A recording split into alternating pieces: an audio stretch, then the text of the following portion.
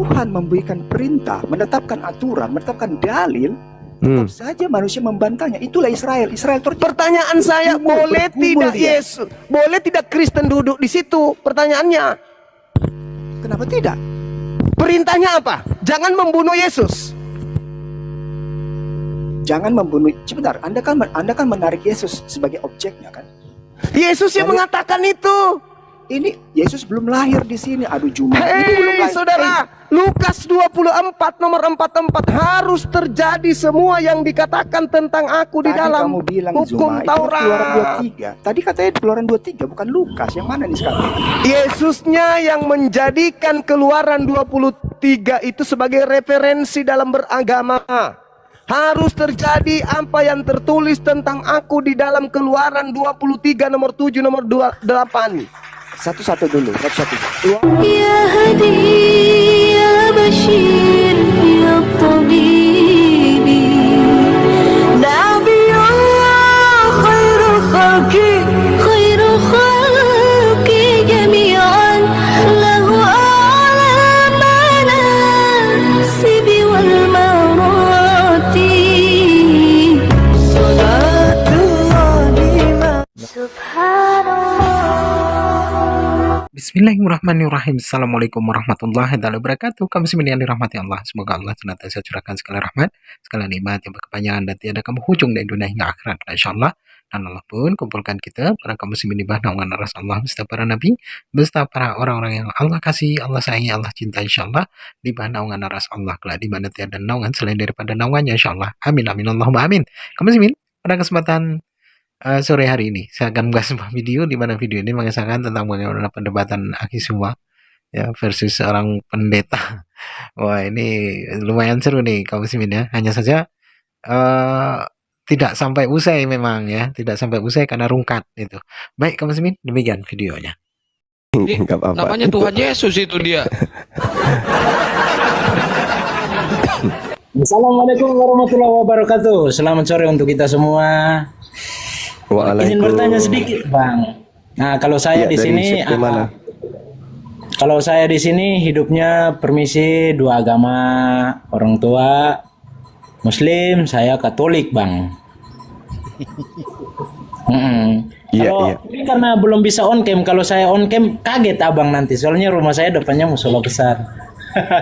Iya, nggak apa-apa. Itu biasa terjadi dalam hidup manusia. Lanjut. Kalau kita salam kenal sebelumnya Bang dari NTT. Siap. Bang. Salam toleransi. Bisa lihat video NTT kan Bang. Nah, dari tadi saya nyimak terus abang sama ibu berbicara. Ini mohon maaf ya di luar konteks sedikit ya. Hanya sedikit bertanya Bang. Di saat kita beribadah bersembahyang itu ada kata yang mana jangan menyembah Allah lain selain Allah, ya kan Bang? Iya, betul. Di Kristen pun demikian. Nah, yang jadi pertanyaan saya, kenapa kita di Kristen menyembah Yesus dan kenapa di Islam itu menyembah Muhammad, Bang? Itu aja, Bang. Iya. Mohon dijelaskan lah. Baik. Seperti yang abang tahu lah. Baik. Jadi saya teringat cerita guru saya. Ada seorang anak TK bertanya begini, Mama,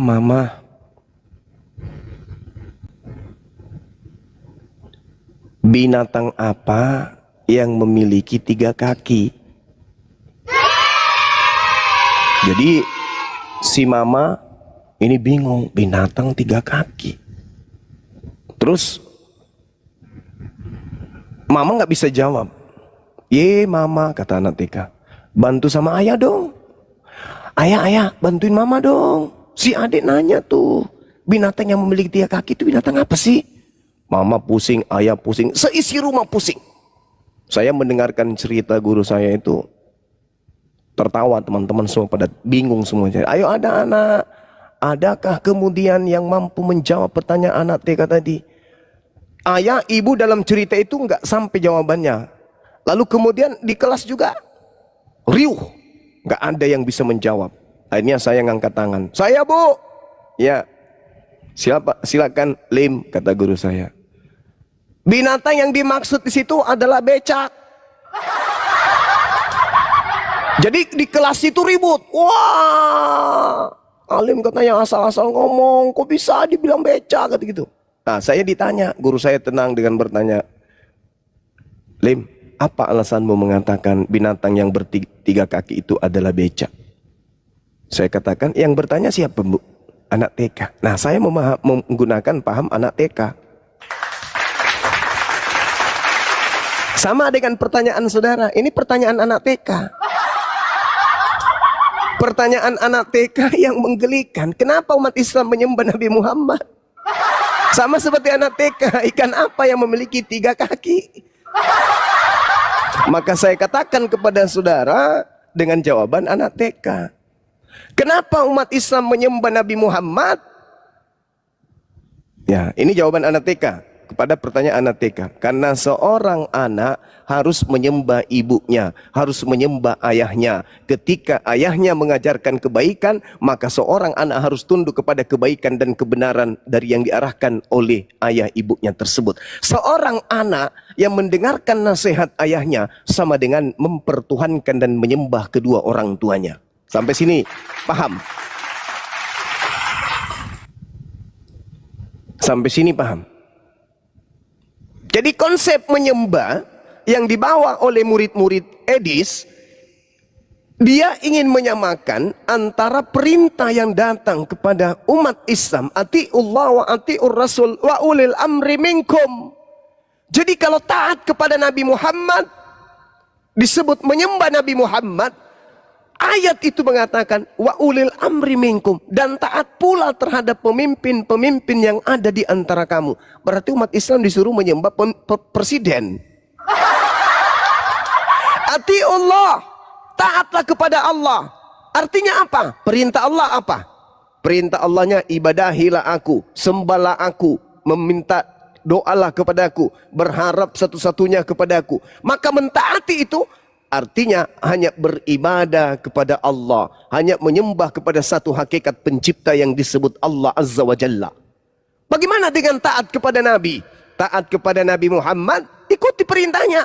Wahai Nabi Muhammad, kumpulkan seluruh perintahmu. Adakah di antara seluruh perintahmu itu mengajarkan beribadah, menyembah, mentuhankan dirimu? Ternyata enggak ada.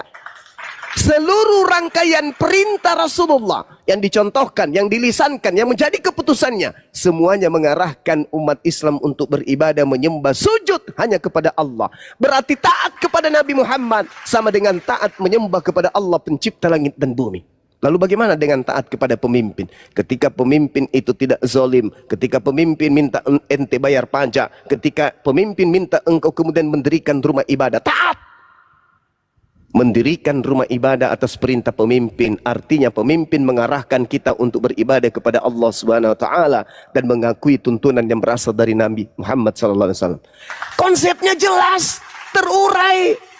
Taat kepada Allah artinya menyembah kepada Allah. Taat kepada Nabi artinya taat menerima perintah Nabi agar menyembah hanya kepada Allah. Adakah Nabi Muhammad memerintahkan menyembah kepada dirinya? Tak ada. Bagaimana dengan Kristen dengan konsep mentuhankan Yesus? Jelas. Yesus anak Maria mengajarkan untuk mengimani dirinya, mempercayai dirinya, mentaati dirinya sebagai apa? Sebagai Tuhan atau sebagai utusan Tuhan? Sebagai utusan Tuhan. Yohanes 17 nomor 8, Yohanes 14 nomor 12, Yohanes 14 24. Banyak ucapan-ucapan Yesus. Yohanes 14 31 dan seterusnya. Yohanes 10 nomor 27 dan seterusnya. Yesus mengatakan yang mempercayai diriku, yang mengikuti diriku adalah mereka yang melakukan perintah Bapa, sebab perintah yang keluar dari mulutku bukan dari aku tapi dari Bapa yang telah mengutus aku. Kristen kok nyembah dia? Salah. Orang Indonesia dalam hal ini Islam juga salah kalau menuduh itu menyembah Yesus. Yang Kristen sembah bukan Yesus anak Maria.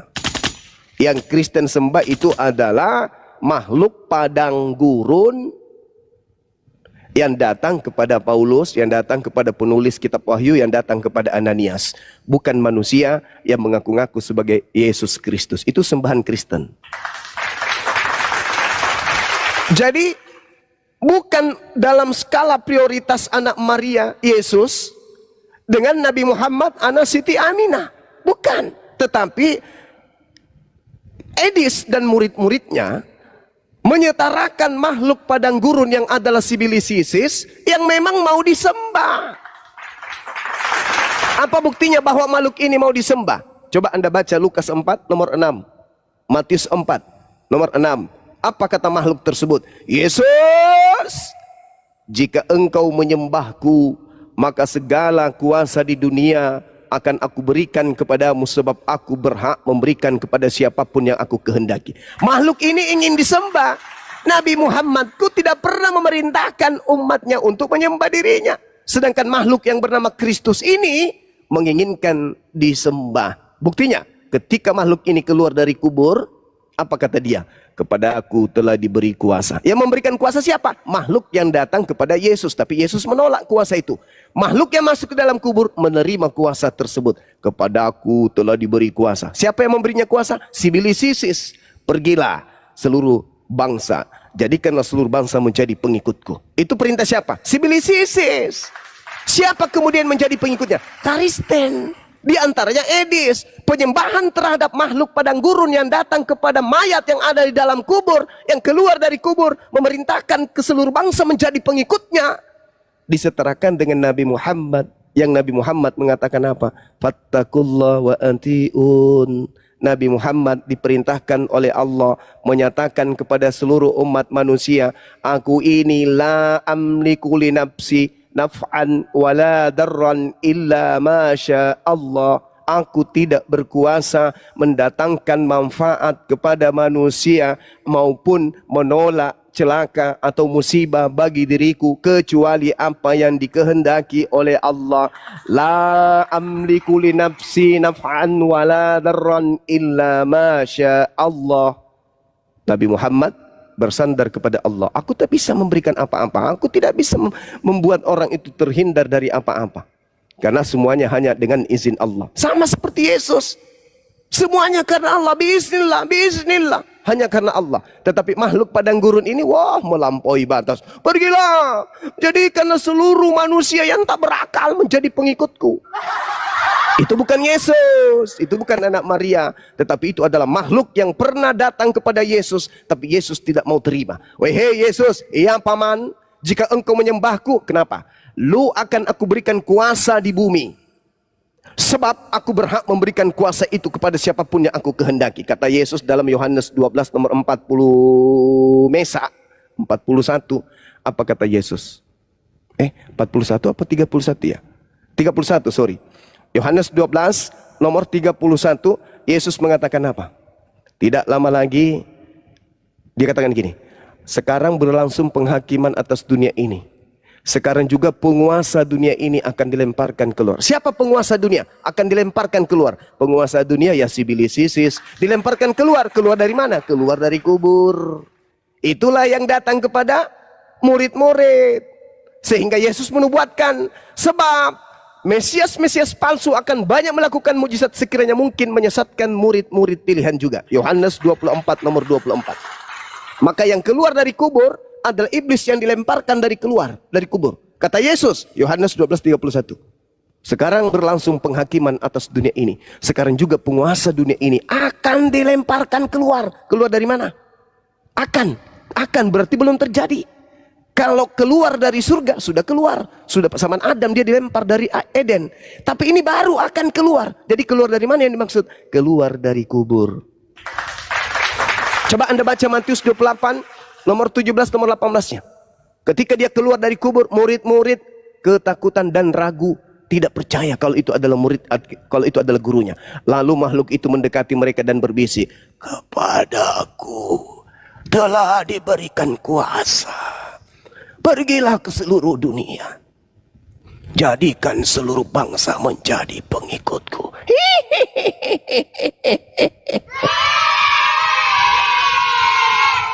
Mana orang banyak yang menjadi pengikut penyesat itu? Aliteng. Jadilah aneh. Manusia dibilang Tuhan. Tuhan dibilang turun jadi manusia nete. Tuhan turun ke bumi dipotong nonotnya. Aneh jadinya. Makan makanan yang diharamkan. Malah diajarkan kemudian. Coba kita buktikan bahwa itu adalah iblis. Apa kata Paulus setelah dibisikin oleh makhluk tersebut Dalam Galatia 2 nomor 21. Aku tidak menolak kasih karunia Allah. Sebab sekiranya ada kebenaran oleh hukum Taurat, maka sia-sialah kematian Kristus. Coba. Ini apa ini maksudnya? Paulus mendapatkan ilmu dari makhluk padang gurun dengan mengatakan tidak ada kebenaran di dalam hukum Taurat. Gila enggak tuh? Gila. Masakan hukum Tuhan yang datang kepada Nabi Musa dikatakan sekiranya ada kebenaran di dalam hukum Taurat, maka sia-sialah kematian Yesus Kristus. Belum lagi dikatakan oleh Paulus di dalam Galatia 5 nomor 4. Apa kata dia? Dari bisikan iblis yang datang kepadanya. Kamu lepas dari Kristus jikalau kamu mengharapkan kebenaran oleh hukum Taurat. Kamu hidup di luar kasih karunia. Jadi apa maksudnya dalil Paulus ini? Karena ini berasal dari makhluk yang datang kepadanya sebagai pembisik. Apa kata makhluk itu?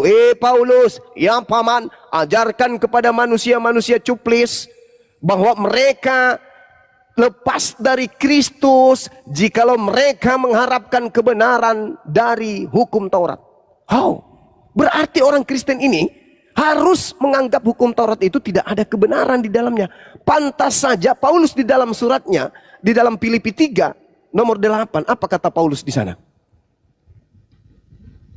Malahan segala sesuatu ku anggap rugi karena pengenalan akan Kristus Yesus Tuhanku lebih mulia dari semuanya. Oleh karena dialah Kristus Yesus Tuhanku, aku telah melepaskan semua itu dan menganggapnya sampah.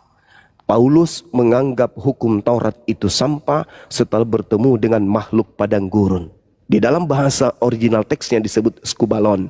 Skubalon artinya tinja. Tinja artinya kotoran. Kotoran artinya Dengan kata lain, Paulus mendapatkan bisikan dari makhluk Kristus bahwa hukum Tuhan yang datang kepada Nabi Musa itu adalah tai. Ayo, apa iya hukum yang datang yang Tuhan berikan kepada Nabi Musa di Luh Torah, 2 batu yang diberikan kepada Nabi Musa membebaskan Nabi Musa, Bani Israel dari perbudakan Mesir. Ketika kemudian Tuhan mengatakan dalam Yeremia 31 sampai 33, apa kata Tuhan? Aku akan mengadakan perjanjian baru dengan Bani Israel dan Bani Yehuda. Aku akan menanamkan hukum Taurat ke dalam batin setiap Bani Israel. Ulangan 4, Ulangan 6. Jika engkau ingin hidup, maka jalankan segala hukum Taurat pada saat engkau duduk, pada saat kau berdiri, pada saat kau berjalan, pada saat engkau berbaring. Ajarlah kepada anak-anakmu untuk menjalankan hukum Taurat itu. Dan kasih adalah tekun, wajib melaksanakan aturan Tuhan yang dibawa oleh Nabi Musa alaihissalam. Jika engkau ingin hidup, maka jalankan hukum Taurat. Kata Tuhan di dalam Ulangan 27 nomor 26, terkutuklah orang yang tidak menjalankan hukum Taurat dengan perbuatan. Tapi kata makhluk halus yang datang kepada Paulus, hukum yang datang pada Nabi Musa itu adalah tai, busuk. Skubalon. Anda coba cek apa betul skubalon itu artinya sampah. Apakah betul istilah skubalon itu bagi orang Yunani artinya tinja, kotoran? Anda lihat di dalam Filipi 3 nomor 8 dalam original teksnya. Di situ dikatakan hukum Taurat itu adalah skubalon, tai. Ini yang Anda ikuti. Agama seperti ini yang Anda ikuti. Na'udzubillah tsumma na'udzubillah. Orang waras pasti tinggalkan ajaran tersebut. Hanya orang gila yang cinta akan dunia, cinta makan babi, cinta tidak bersunat, cinta menghalalkan segala hukum Tuhan yang akan bertahan di agama seperti itu. Bagaimana mungkin hukum Tuhan disebut sebagai tai? Tai loh. Kata Paulus, dulu aku menganggap itu adalah sebuah kebenaran. Tapi begitu aku bertemu dengan Kristus Yesus, oleh karena dialah aku telah melepaskan semuanya itu dan menganggapnya tai, supaya aku memperoleh Kristus. Jadi orang Kristen itu wajib hukumnya menganggap hukum Tuhan yang datang kepada Bani Israel itu tai, supaya kalian bisa mendapatkan Kristus. Kenapa? Itu kan Paulus. Tunggu. Paulus mengatakan dalam 1 Korintus 11 nomor 1, engkau harus menjadikan aku sebagai teladanmu. Kamu harus meneladani aku, kamu harus mencontohi aku, kamu harus jadikan aku sebagai bapakmu. Aku yang harus kamu ikuti, aku yang harus kau teladani, sebab aku ini juga adalah Kristus. Gitu, saudara. Ya, saya kira cukup dari saya. Semoga apa yang saya uraikan ini bisa menjadi pelajaran bagi kita semua. Bang mau nanya bang, Demikian. Bang Juma boleh nanya Bang Juma? Mumtaz Guna. Silakan. Bang Juma, Subhanallah. ya. Mantap. Bang Juma, maaf, boleh Silakan, nanya Bang saudara. Juma? Oh ya. Boleh, boleh. Tadi Bang Juma, Bentar-bentar Bang, belajar ini Muslim apa Kristen? Kristen Bang. Oh baik, silakan. Tadi kan Bang Juma kan memberi pernyataan mengenai Nur ya, Nur Muhammad. Nur itu kan kalau nggak salah cahaya Bang ya, betul ya Bang ya? Iya. Ya, yang kata Abang kan dari Allah Subhanahu Wa Taala membuat dunia ini dari Nur Muhammad gitu kan ya, betul nggak Bang? Betul kan? Iya. Terus Abang bilang, terus pengertian saya, Abang bilang namanya manusia Nabi Muhammad SAW itu Nabi dan utusan Allah. Itu hubungannya apa Bang antara Nur Muhammad dengan Nabi Bang? Saya kurang ngerti itu tadi penjelasan Abang, agak singkat tadi. Oke. soalnya. Jadi Nabi Muhammad sendiri itu tercipta dari Nur Muhammad. Al-Maidah ayat 15, Al-Ahzab ayat 45 sampai ayat 46. Cahaya yang menerangi adalah Nur Muhammad. At-Taghabun ayat 8, cahaya yang diturunkan. Al-Furqan, Rasul makan minum, berarti dia bukan yang disebut Nur Muhammad. Al-Furqan jelas menerangkan itu. Al-Isra ayat 93, Nabi Muhammad menerangkan kalau dirinya hanyalah manusia. Al-Kahfi ayat 110, Nabi Muhammad mengatakan aku hanyalah manusia. Ali Imran ayat 31, ikutilah aku, bukan sembahlah aku, bahwa aku hanyalah cahaya dari Allah. Al-Ahzab ayat 45, cahaya yang menerangi manusia, dan seterusnya. Artinya bahwa ketika berbicara mengenai sang pencipta langit dan bumi, pencipta langit dan bumi menciptakan segala sesuatunya dari Nur Muhammad, termasuk menciptakan Nabi Muhammad dari Nur itu sendiri. Sedangkan pencipta langit dan bumi itu hakikat absolut tunggal yang tidak ada Nabi Muhammad di sana. Nabi Muhammad hanya manusia yang dari sejak semula dipersiapkan untuk menjadi rasul penutup, sebagaimana yang saya terangkan tadi dalam Al-Quran surah Ali Imran ayat 81, bahwa Allah di alam praeksistensi manusia, Allah sudah menentukan nabi-nabi. Makanya Yesus dalam kitab saudara, kemuliaanku yang ada di hadiratmu sebelum dunia ini ada. Sebelum dunia ini ada, Allah sudah memberikan kedudukan-kedudukan kepada para nabi. Ali Imran ayat 81, pengakuan Yesus dalam Yohanes 17. Nomor 1, nomor 2, nomor 3. Itu. Kemuliaan, permuliakanlah aku di kehadiratmu sebagaimana kemuliaan yang aku miliki di sisimu sebelum dunia ada. Nabi Muhammad memiliki kemuliaan di sisi Allah sebelum alam semesta ini diciptakan. Itulah yang disebut Nur Muhammad. Berarti maaf Bang, berarti kalau gitu Nur Muhammad itu bukan Nabi Muhammad sebagai manusia Bang? Benar ya? sekali. Beda ya berarti ya Bang ya? Iya. Tapi kenapa nggak dikatakan begini aja Bang?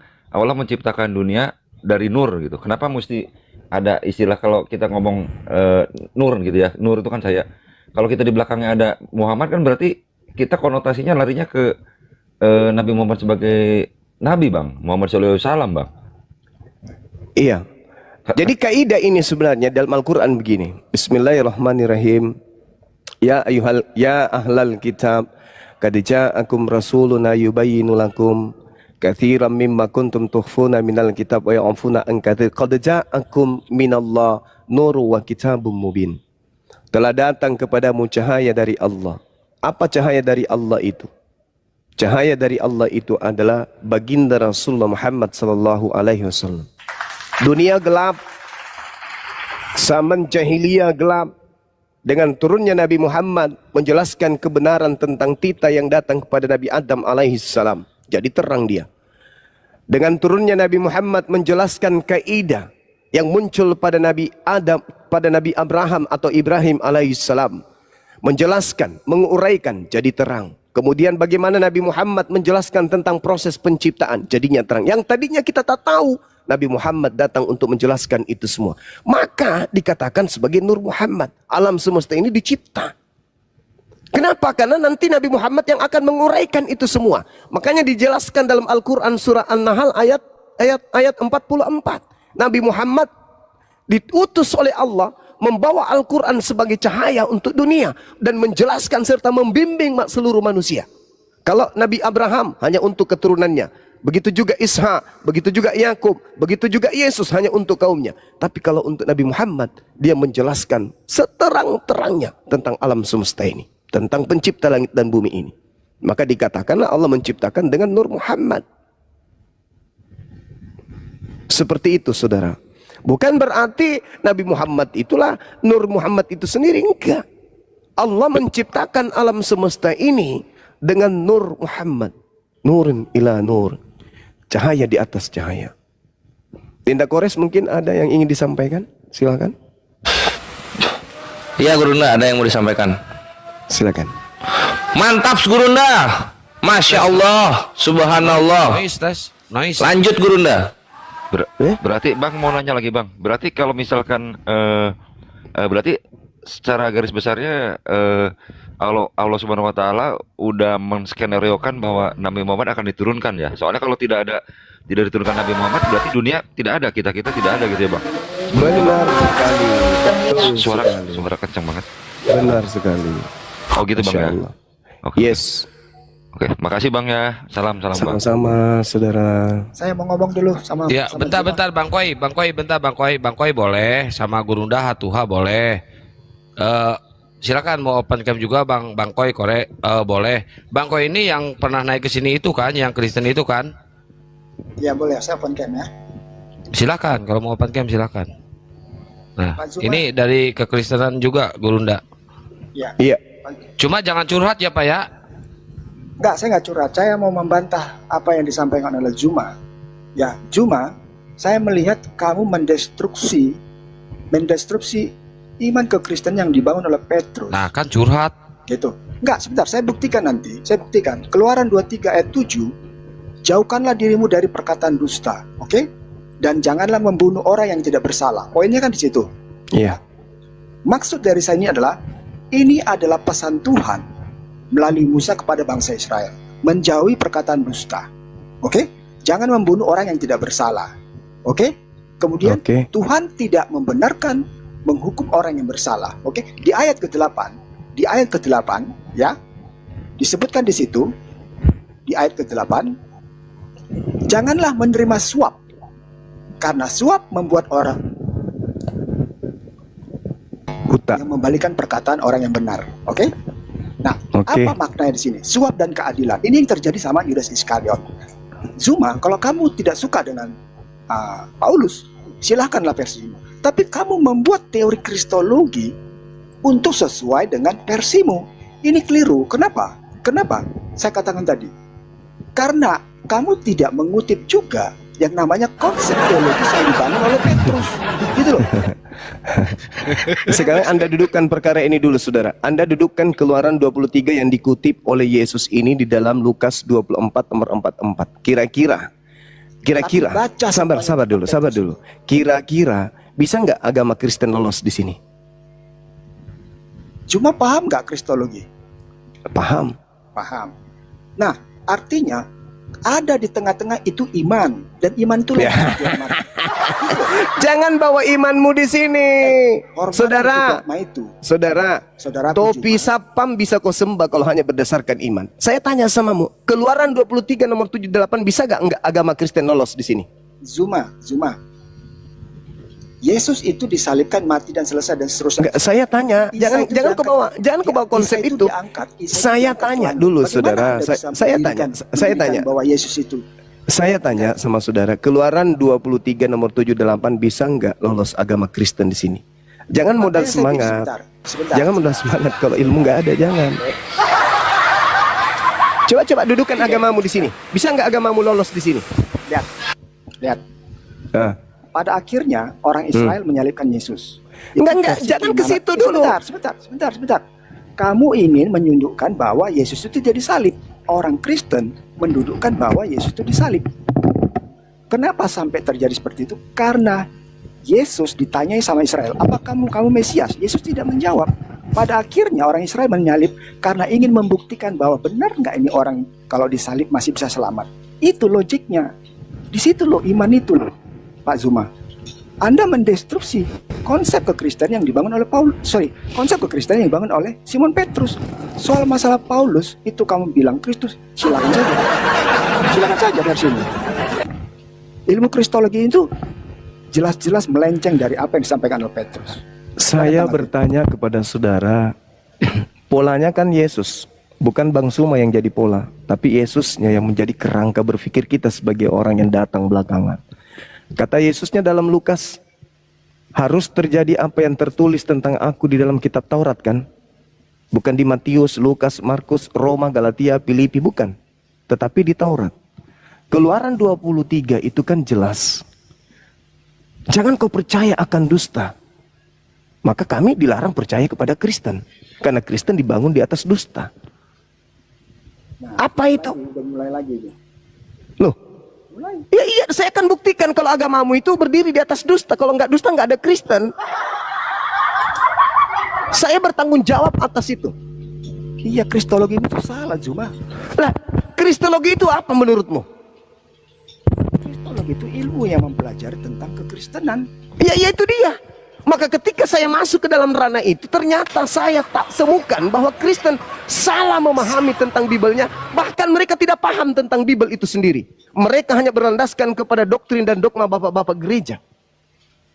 Itu jelas. Kalau Anda menggunakan akal sehat, ilmu, sains, bagaimana kemudian Anda menguraikan kebenaran yang ada dalam kitab saudara, Anda akan keluar dari Kristen. Saya jamin itu. Anda hanya terlanjur Kristen dan Anda memiliki percaya diri yang sangat kuat. Kenapa? Ya di backingan Anda itu makhluk padang gurun. Wajar. Sekarang coba Anda dudukkan pernyataan Yesusnya di dalam Keluaran 23 nomor 7 nomor 8 itu. Bisa nggak? Bisa nggak agama Kristen masuk ke situ? Bisa nggak? Bohong jangan kau percaya, orang benar jangan kau bunuh. Yesus orang benar kan? Boleh nggak dibunuh Yesus? Menurut dalil ini boleh nggak?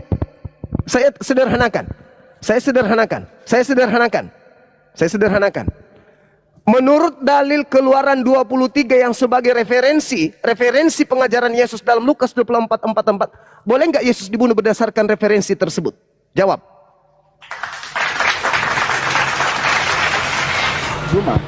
Pak Zuma. Bukan Taurat yang ditulis di Perjanjian Lama, itu di kitab Keluaran. Bang Kores, noise Bang Kores. Woi. Iya, ditutup aja Dinda Kores. Udah ditutup tapi dibuka lagi. Ya, saya ulangi. Hukum Taurat yang berlaku di agama Kristen, ya, itu yang ditulis di kitab Keluaran di pasal yang 14 ada 10. Itu berlaku. Tapi dilarang membunuh. Faktanya sampai sekarang ada orang membunuh. Apa hubungannya coba? Hubungan Apa hubungan? Begini, Pak. Yang saya Begini. tanyakan kepada saudara, Saya kutip Keluaran 23 ayat 7 yang mengatakan Anda jangan berdusta untuk mencapai tujuan. Itu memang orang Yahudi pada akhirnya berbohong, mendustakan apa yang dilakukan sama Yesus sehingga Yesus akhirnya disalib. Di situ kristologinya, tapi Anda ingin boleh Yesus tidak membunuh? Boleh tidak membunuh Yesus? Di tengah-tengah itu ada iman. Memalukan sekali. Memalukan kalau hanya berdasarkan. Pertanyaan saya, boleh tidak Yesus dibunuh berdasarkan firman Tuhan tadi? Di mana firman Zuma, ini adalah kisi, referensi yang Yesus bocorkan. Pak Zuma, kita masih bisa berdebat dan berdiskusi ilmu perbandingan agama, tapi hormati iman, sama seperti saya menghormati iman saudara saya orang Muslim. Kalau begitu, hentikan gerakan kristenisasi, gerakan membodohi orang. Saya setuju. Nah, Saya setuju gitu. Hentikan. Lembaga Bible Indonesia, STT, jangan lagi belajar tentang Islam. Misionaris hentikan. Jangan ada lagi misionaris Ada masuk ke yang setuju yang kampung-kampung saya menjual sampaikan. agama dari Itu saya barat setuju. itu. Itu saya setuju. Bahwa menyebarkan brosur-brosur itu nggak benar itu. Nah, sekarang pertanyaannya adalah kembali kepada tema. Keluaran 23 nomor 7 nomor 8, bisa nggak Kristen lolos di situ? Begini Zuma, Tuhan memberikan perintah, menetapkan aturan, menetapkan dalil Tetap saja manusia membantahnya. Itulah Israel. Israel Pertanyaan saya, boleh bergumul tidak dia. Yesus, boleh tidak Kristen duduk di situ? Pertanyaannya, Kenapa tidak? perintahnya apa? Jangan membunuh Yesus. Jangan membunuh. Sebentar, Anda kan menarik Yesus sebagai objeknya kan? Yesus yang Jadi- mengatakan itu. Ini Yesus belum lahir di sini. Aduh Juma. Ini belum Hei lahir. saudara, Lukas 24 nomor 44 harus terjadi semua yang dikatakan tentang aku di Tadi dalam kamu bilang hukum Zuma, itu kan Keluaran Taurat. 23. Tadi katanya Keluaran 23 bukan Lukas. Yang mana nih sekarang? Yesusnya yang menjadikan Keluaran 23 itu sebagai referensi dalam beragama. Harus terjadi apa yang tertulis tentang aku di dalam Keluaran 23 nomor 7 nomor 28. Satu-satu dulu. Keluaran 23 ayat 7. Hah, Jangan menghukum orang yang benar. jangan menghukum orang yang salah dan jangan menunjukkan dusta. Salah Anda. Tadi kan Salah. Jangan membunuh orang yang benar. Jangan membunuh orang yang tidak bersalah. Pertanyaan saya, boleh nggak Yesus dibunuh? Di situ tidak seperti itu katanya. Jangan membunuh orang yang tidak bersalah. Iya. Artinya Boleh nggak yang membunuh bersalah- Yesus? Yang bersalahlah yang dihukum. Oke, boleh nggak membunuh Yesus? Yesus tidak bersalah. Boleh nggak dibunuh? Secara logik Yesus tidak boleh harusnya dibunuh sesuai dengan aturan dalil tadi. Tetapi orang Israel membunuh. Nah, sekarang itu melanggar firman Tuhan atau memenuhi firman Tuhan? Ya kalau kita bicara logik ya melanggar, tapi kan dilakukan juga sama manusia. Melanggar. Berarti agama Kristen berdiri di atas pelanggaran firman Tuhan, betul? Tidak begitu konsep Eh, kristologi. Demikian tadi kamu sih ini, di mana perdebatan itu berlangsung. Tapi sayangnya tidak sampai usai karena rungkat ya. Kalau seandainya tidak rungkat, ini seru sekali nih. Karena apa? Karena perlawanannya ini apa luar biasa gitu.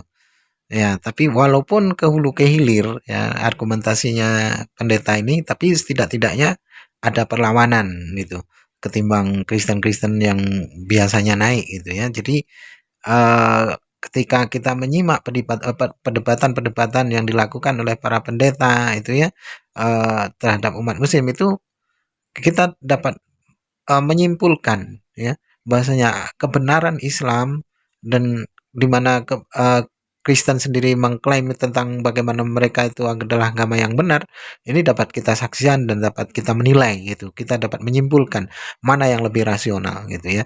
Kalau bagi orang-orang yang waras itu ya sudah barang tentu orang akan tahu bahwasanya Kristen itu dibangun dengan kebohongan, dibangun dengan kedustaan, didirikan oleh seorang yang mengaku dirinya ini adalah seorang rasul dipilih dari kandungan, tapi tidak masuk di akal ketika dia berkata-kata itu bukan menurut firman Tuhan tapi menurut dirinya sendiri gitu ya.